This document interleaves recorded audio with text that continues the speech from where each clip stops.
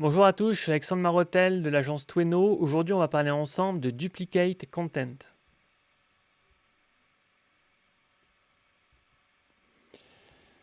Alors, le contenu dupliqué fait référence à des blocs de texte qui sont soit complètement identiques les uns des autres, donc en doublon exact, soit similaires avec des différences mineures. En SEO, le duplicate content se produit lorsque ce type de contenu apparaît sur plusieurs URL ou pages web d'un même site ou de différents sites web. Donc, quels sont les différents types de contenus dupliqués? Donc il y a vraiment deux grands types, hein. Il y a le contenu dupliqué qu'on va appeler interne. Donc ça va se passer au sein de votre propre site. Donc par exemple, vous avez une page A et une page B sur votre site web. Et en fait, vous voyez ici, hein, sur la page A, eh bien, ce morceau de texte qui est présent ici va être à l'identique sur la page B de votre propre site. Donc ça, c'est vraiment ce qu'on appelle du duplicate content interne.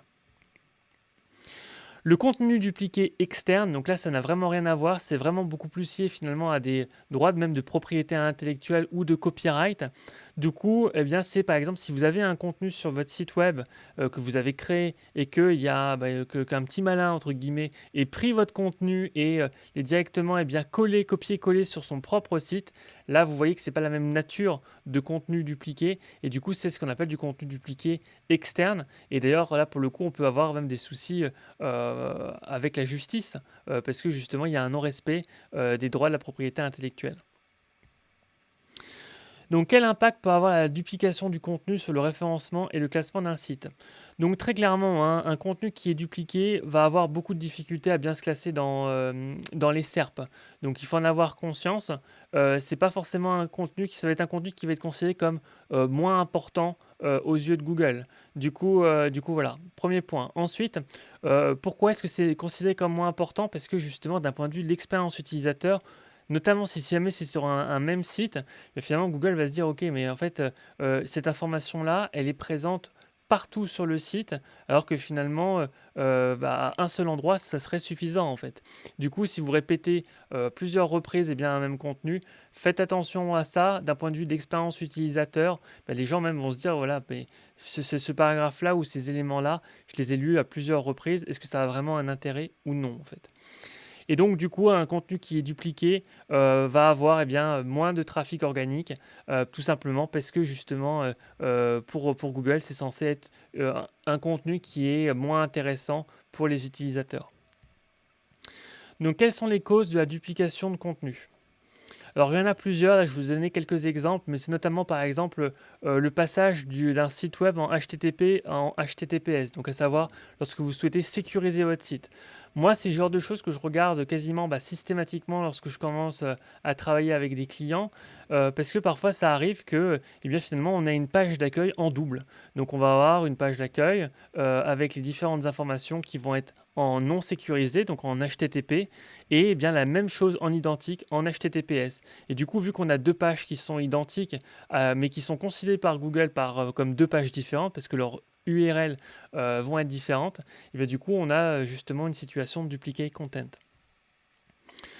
Du contenu également qui peut être scrappé ou copié. Donc ça, bon, ça peut être pour des raisons plus ou moins malveillantes, hein, très clairement.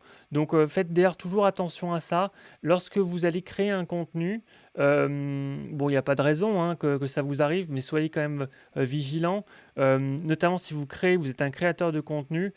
Si jamais, par exemple, vous publiez un contenu, mais que Google, le temps qu'il arrive, qu'il crawl votre contenu, qu'il l'indexe, ça peut prendre quelques jours parfois.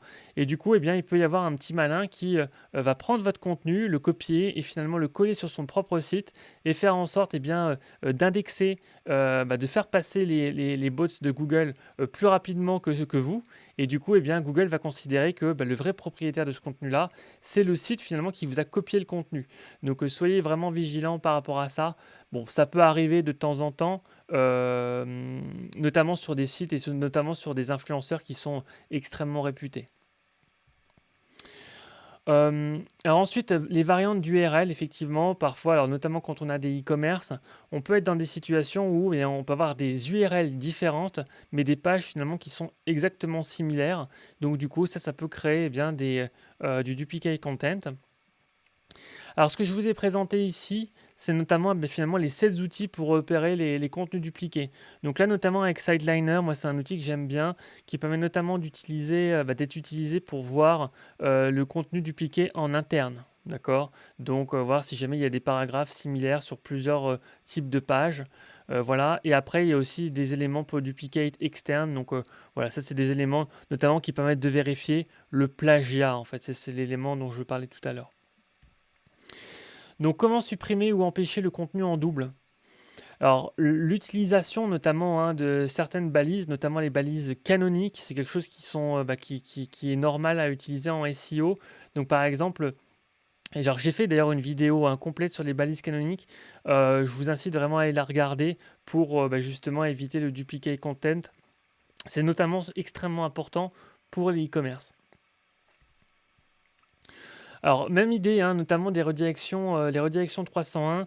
Si jamais vous avez des pages qui sont identiques ou quasi identiques, est-ce que ça ne vaudrait pas la peine justement de consolider finalement l'autorité, consolider l'ensemble du trafic sur une seule et même page?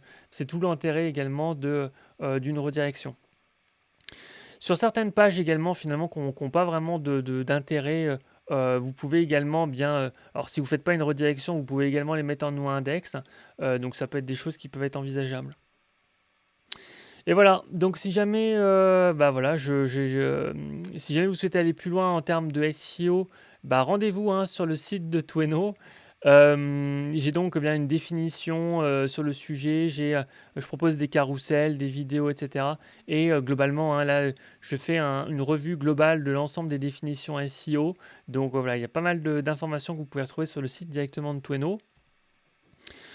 Également, si vous souhaitez en apprendre un peu plus sur le SEO, du coup, j'ai une collection qui s'appelle Apprendre le SEO. Donc, c'est notamment des livres. Donc, n'hésitez pas à aller jeter un coup d'œil à tout ça. Et enfin, j'ai une formation également SEO en ligne.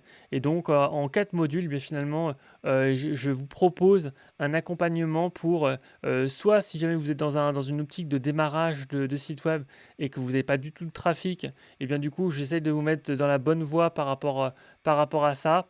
Et si vous avez déjà du trafic sur votre site web et que vous souhaitez vraiment passer entre guillemets la seconde, et bien c'est exactement l'objectif, le rôle de cette formation en ligne. Donc n'hésitez pas à aller regarder ça. Merci à tous.